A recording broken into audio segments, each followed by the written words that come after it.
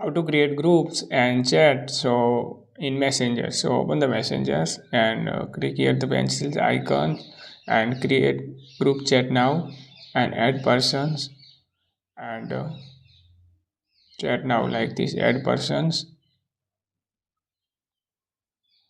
and a group name like,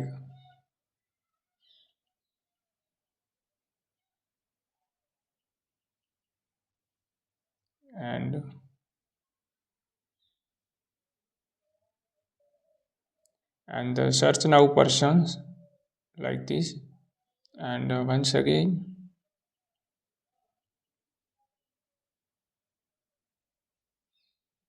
and group name and create now